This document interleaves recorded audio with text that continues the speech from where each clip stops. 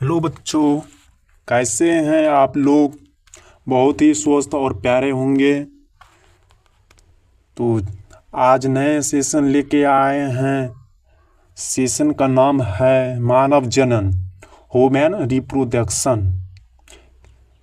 आज यही क्वेश्चन करेंगे, जो कि बहुत ही प्यारा सा क्वेश्चन है और बहुत ही अच्छा लगेगा सेशन में। आज बहुत ही मज़ेदार वाला क्वेश्चन सब आए हुए हैं। यहाँ से बहुत ही सारा क्वेश्चन लिया जाता है, आते हैं एग्ज़ाम में, जो बहुत ही महत्वपूर्ण हैं। चलो चलते हैं सेशन की ओर। क्या है तो बोल रहा है मानव जनन, ह्यूमन रिप्रोडक्शन क्या है। तो मानव जनन में पहले जनन क्या है ये ना समझेंगे तब ना मानव जनन क्या है। तो पहले जनन क्या है इसके बारे में हम लोग समझेंगे। तो जनन क्या है। तो जनन एक वह जैविक प्रक्रिया है जिसके द्वारा जीव अपने जैसे नए जीव उत्पन्न करता है। जनन क्या है। जनन वह जैविक प्रक्रिया है जिसके द्वारा जीव अपने जैसे नए जीव उत्पन्न करते हैं।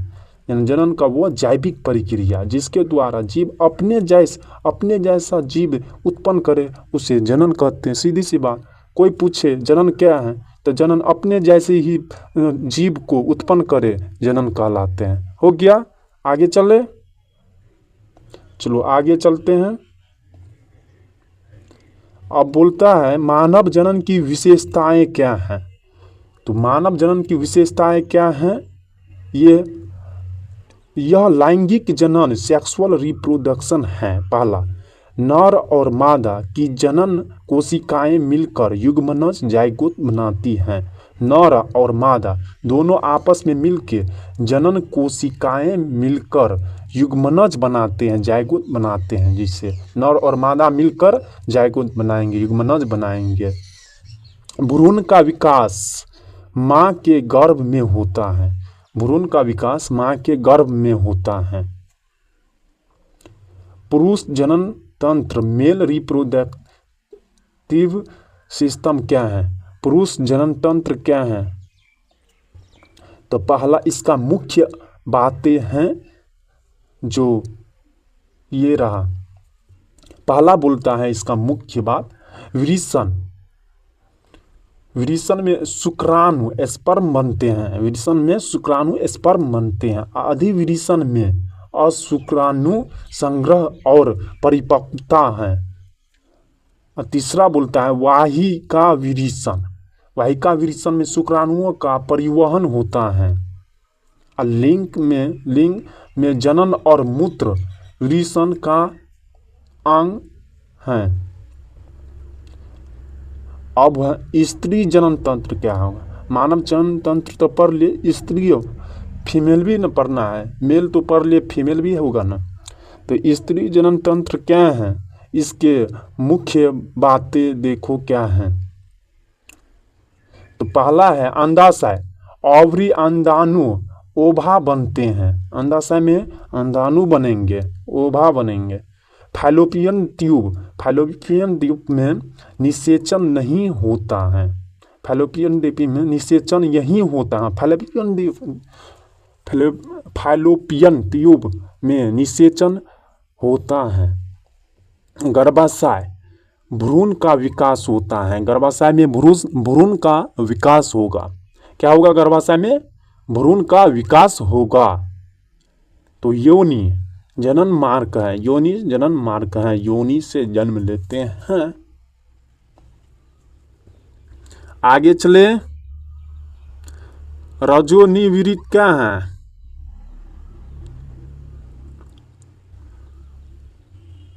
रजोनिवृत्त क्या है।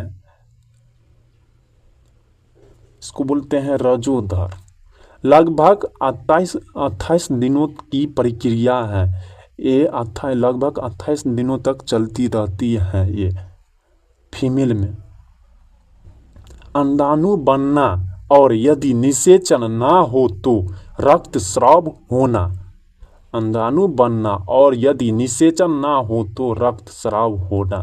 अंधाणु बनना और यदि निषेचन ना हो, अंधाणु बनेंगे और निषेचन ना होगा तो रक्तस्राव तो होगा ही, होगा ना।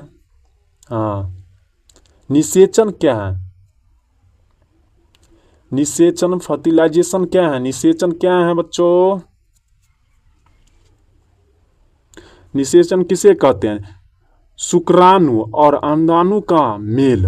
निषेचन फैलोपियन ट्यूब में होता है, युग्मनज जाइगोट बनता है। शुक्राणु और अंडाणु का मेल से निषेचन फैलोपियन ट्यूब में होता है, युग्मनज जाइगोट बनाएगा, जिसे निषेचन कहते हैं। सीधी सी बात है। ये परिभाषा सब पूरा मुंह पे रहना चाहिए।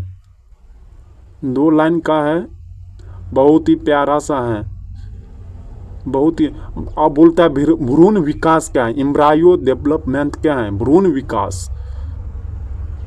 भ्रूण विकास क्या होता है?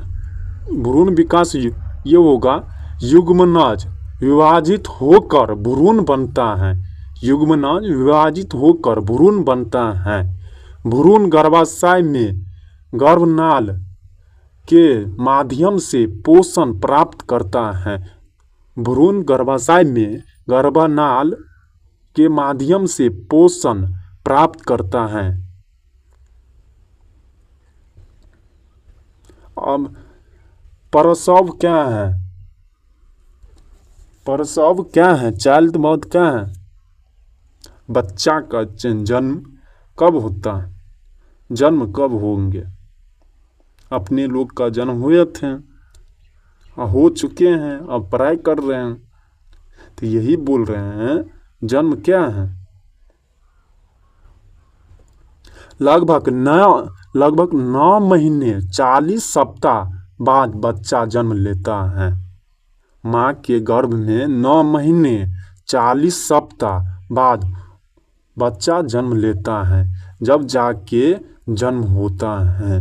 अब बोलो, माँ को कितना तकलीफ होते होंगे जब अपने गर्भ में 9 महीने 40 सप्ताह बाद जन्म लेते हैं बच्चा। अब बोलो,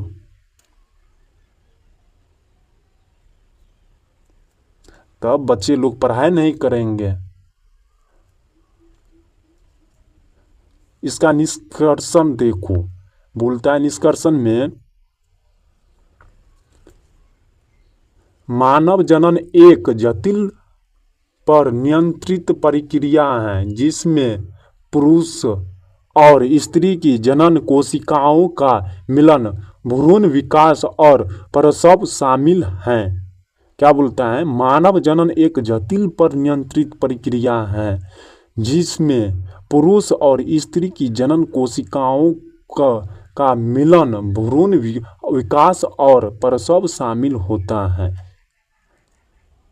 समझ गए बच्चों? याद हो गया?